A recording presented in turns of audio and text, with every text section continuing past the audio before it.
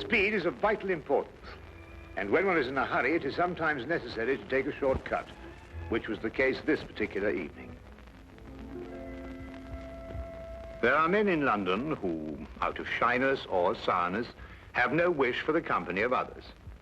Yet they are not averse to comfortable chairs and the latest reading material. For their convenience, a club was started which forbade its members from taking any notice of each other. If a member talked, it was a black mark against him, and 3 such marks rendered him liable to expulsion.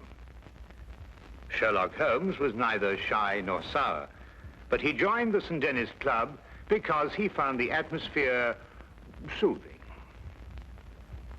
True, I'd always been diligent about not disturbing him here, but tonight I had come on a matter of the greatest urgency.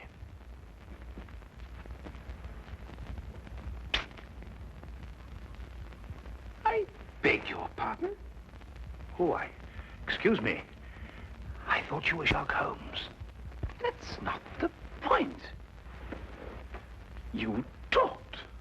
Well, I only went... You went psst, and that's the same thing. Mr. Grundy.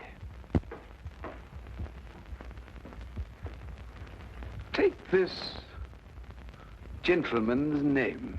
Your name, sir? Watson. Dr. John Watson. But you made a mistake. I'm not a member of your club. Not a member? How did you get in? Well, Brandy? You'll accompany me out, sir. I'm here on very urgent business. Our constitution forbids talk of any kind. Follow me, sir. And I'd like you to understand I'm not the sort of man who enters a club like this uninvited, but the circumstances happen to be extraordinary. Holmes!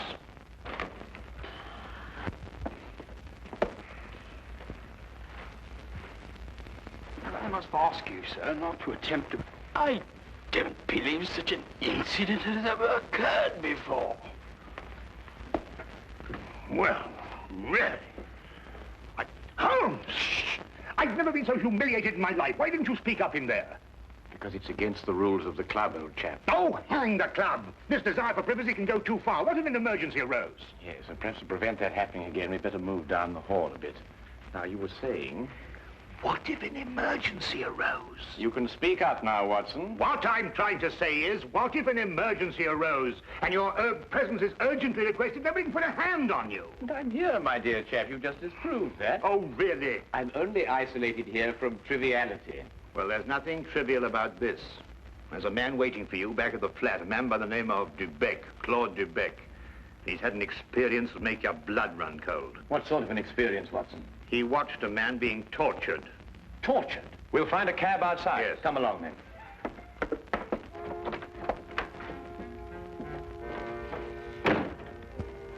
Once outside, we immediately hailed a cab, and I began to tell Holmes what I knew of the case. Holmes sat in silence as we rode, and I knew that my explanations had done nothing more than rouse his interest in talking to Mr. Dubec. Perhaps it was a nightmare. I'm no longer sure. But I saw a man being tortured, starved to death. I was powerless to help. Here, drink this. It'll do you good. Thank you. Any true Frenchman will tell you that this brandy has to be sipped. Safer, but if you'll excuse me once. Poor devil. Maybe he's still alive. Mr. Holmes, you must find him before it's too late. Monsieur Dubec, we'll do our best to help you, but first of all, you must tell us who this man was and how you came to meet him. His name was Charon. Paul Charon. And how I came to meet him. What day is it today? Wednesday. Wednesday. Then it was last Friday that it happened. You know, Mr. Holmes, I'm an interpreter. And I interpret nearly all languages. Now, since I'm French by birth, it is with this tongue that I'm principally associated. Now, I'm very well known in hotels, and it occurs frequently that I'm called for at the strangest hours by travelers who get into difficulties. Now, I was not surprised, therefore, when I heard shortly before 11 o'clock at night someone knock at my door.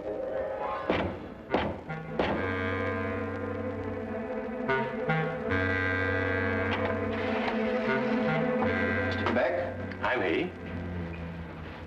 My name is Latimer, Harold Latimer. Forgive me for calling at such a late hour, but the man at the hotel said it would be all right. Oh, you need an interpreter? Yes. You do speak French, don't you? No, with the greatest of pleasure. What's your problem? Well, you see, someone from France came to see me on business. As it turned out, he speaks only French. And I, of course, can't even read the label on a bottle of wine. Oh, that's a pity. He's leaving tomorrow, and it's imperative that we settle our business tonight. I realize this is an imposition at this late hour. An interpreter and a doctor are the same in this respect. His hours are whenever he is required. Now, just a moment, I'll get my hat going.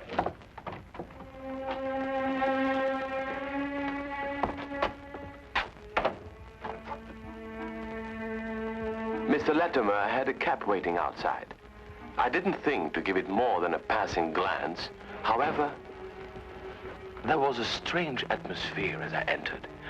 One can sense such things.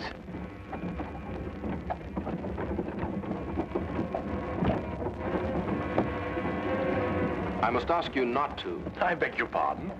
I prefer the shades drawn, Mr. Dubeck. But they cut out the view. That's exactly their purpose. You'll forgive me, but I have no intention of permitting you to see the place to which we are being driven. What's the meaning of this? You shall find out. Soon.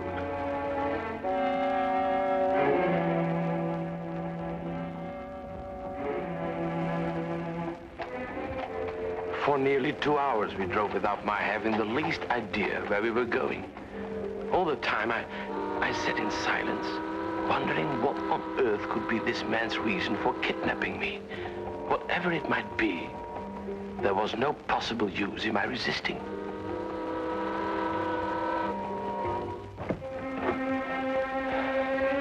We've arrived, Mr. Dubeck. You're aware this is kidnapping, Mr. Latimer?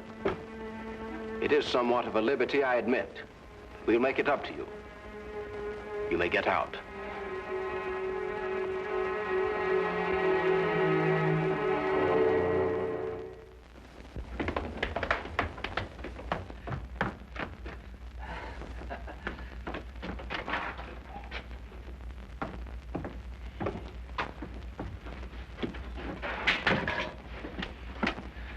Is this, Mr. Dubeck, Harold?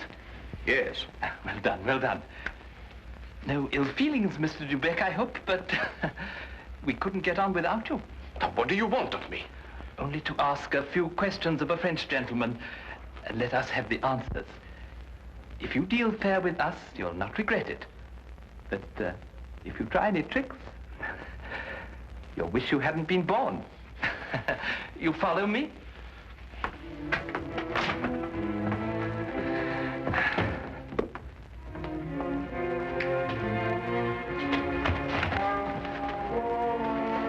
We put him in one of these so as to move him more easily.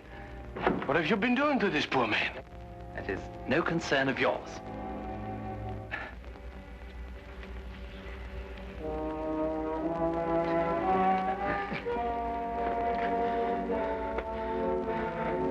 Feel better? Cochon. Salaud bandit. You don't have to understand French to know that is not a compliment. But no matter. Ask him if he's prepared to sign the papers.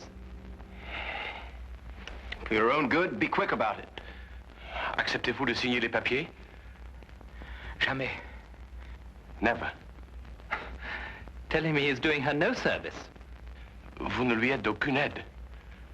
Laissez-moi lui entendre dire. He says, let me hear her say so. Tell him he'll go free if he signs. Signez et vous serez libéré. C'est alors que je ne serai plus jamais libre. He says, then he will never go free. Then he knows what awaits him. Translate that. Vous savez à quelles conséquences vous vous exposez? Peu m'importe.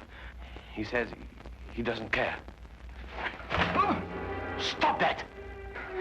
It's only the beginning if he persists in being stubborn. Now let us try again and see if we can get better results. I was horrified at having to be a part of an affair like this, and even though I was only the interpreter, I felt guilty at not being able to give him any help. What could I do with Latimer on one side and Judd on the other, giggling with each question? Again and again, I asked him in different ways whether he would give in and sign the document. Again and again, I got the same reply. But soon, a thought came to me. I took to adding little sentences of my own to each question. Innocent ones at first, to see if I could get away with it. When our companion showed no sign of catching on, I played a more dangerous game. I asked him all about himself and learned that his name was Paul Sherlock. He was a stranger in London, that he didn't know what house we were in, that he was being starved to death. In another minute, I might have wormed the whole story out from under their noses, but for the interruption. Who is it? Oh, it's Micheline. The door is locked. Get rid of her. Give me the gun.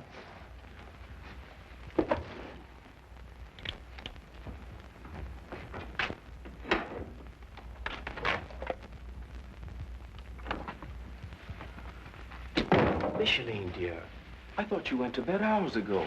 I couldn't sleep at all. I can't think of nothing but Paul.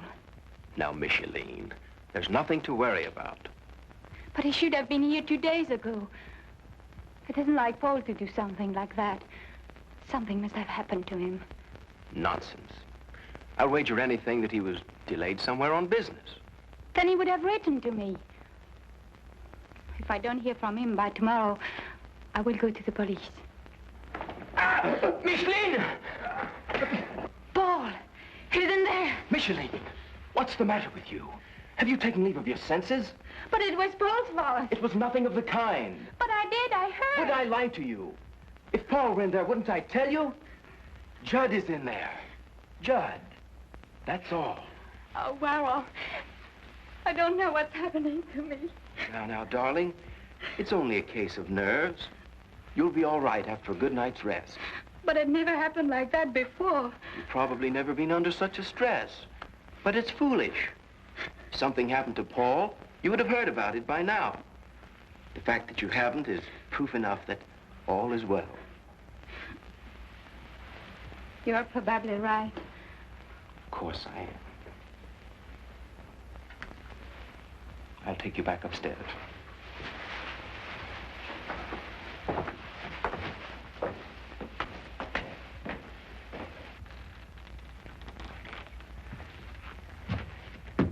You perceive we have taken you into our confidence over some very private business. Shameful business.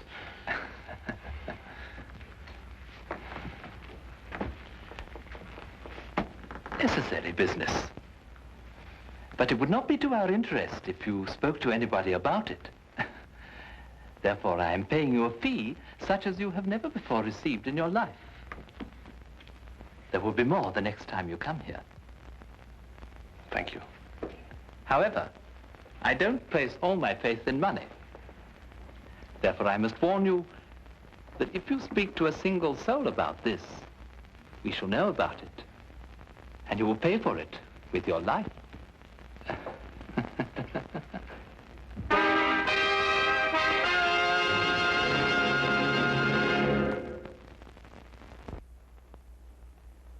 And now we return to the case of the French interpreter.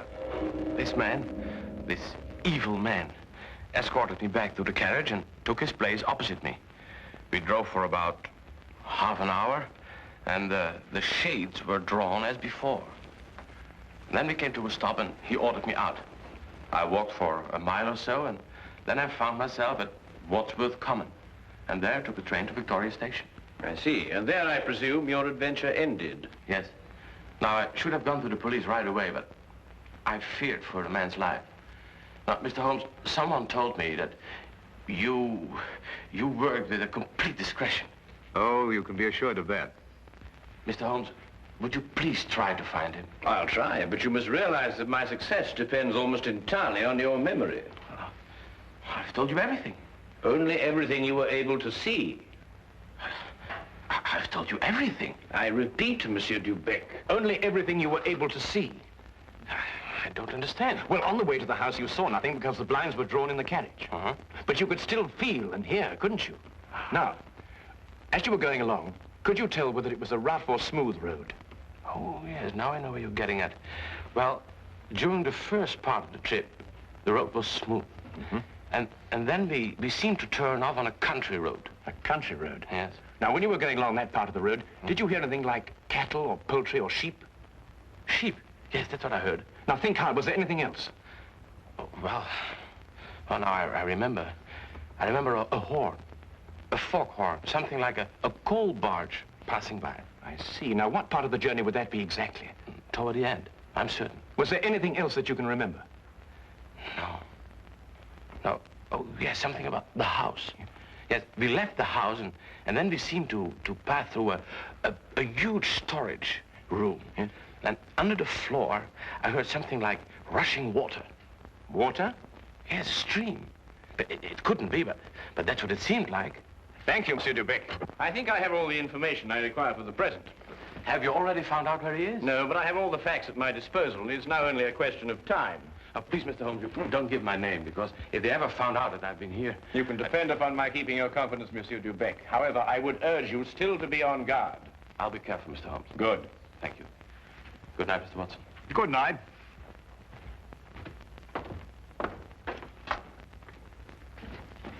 Good night, sir.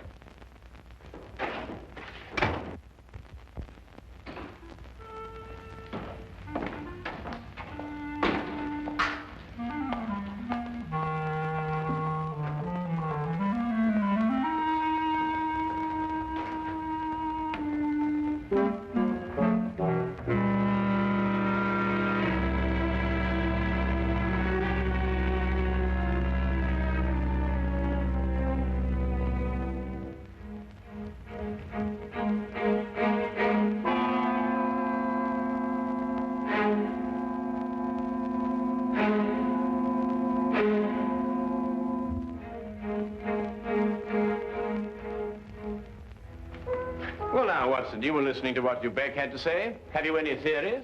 In a vague sort of way, yes. Well, let's hear it then. Well, now, it seemed to me that this young French girl had been carried off by this English chap, Latimer. Oh, but carried off from where? Or from Paris, I suppose.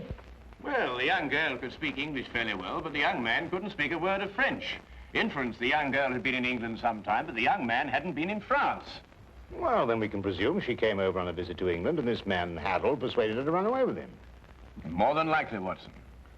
Then this Charon, the prisoner, brother or guardian, decides to come over on a visit from France. He meets Latimer and his associate, and then for some reason decides against signing away the girl's fortune, of which he is presumably the guardian. The men then resort to force. Excellent, Watson. I'm quite certain that you're not far from the truth now.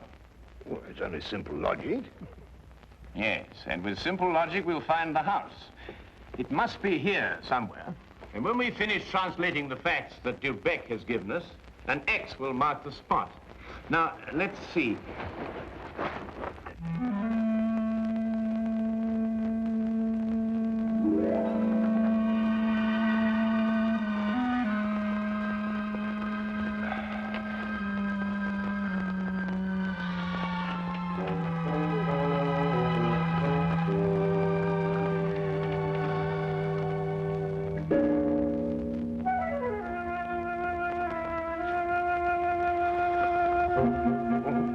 Doctor, I'm sorry to disturb you, Doctor. Would you mind getting your coat? We'll pick up Lestrade on the way. You found it? I believe so. Holmes, do you think we should find Dubec in case we need an interpreter? Now, that's an excellent idea.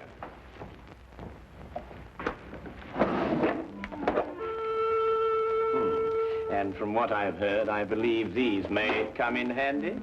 Right.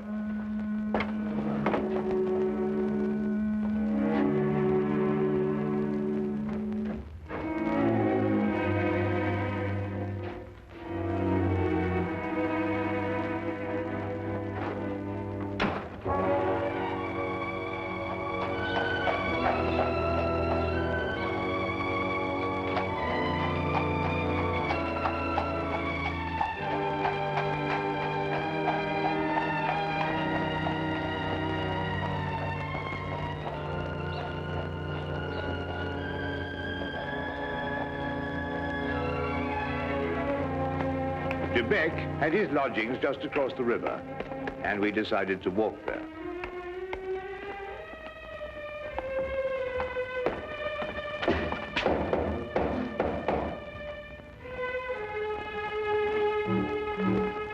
If you're looking for Mr. De Beck, he left about an hour ago.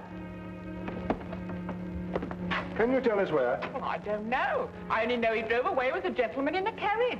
Well, did the gentleman leave his name? No, sir.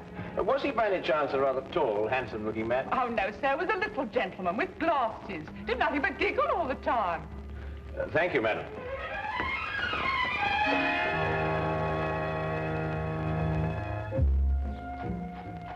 Even the weather seemed to be against us, and as we found our cab and started on our way, it began to rain. According to Holmes's calculations, we had a considerable way to go, and we had to go fast if we were to be in time. London streets in the rain are a handicap to any carriage, so there's nothing for us to do but hope and wait. À manger. Comme donne à manger. Does he still say no? He asked for food. Have mercy on that poor man. He will be fed the moment he's signed the papers. Tell him that. Signez, mon vieux, et un repas vous sera servi. Je n'en peux plus. Je signerai tout ce qu'on voudra, mais qu'on me donne à manger. He'll sign. At last.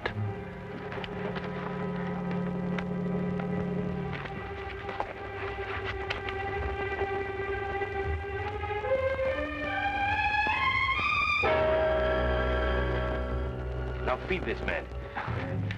It would be foolish to spare him, only to have to kill him again. Kill him? And you broke your promise. You spoke to Sherlock Holmes. That's not... That's true. There's no point in lying, but you couldn't tell him where we are. And even the famous Mr. Holmes could never deduce that.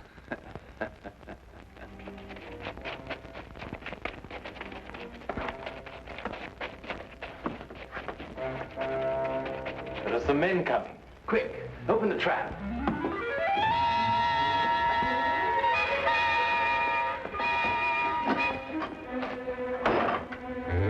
Brought you two down there.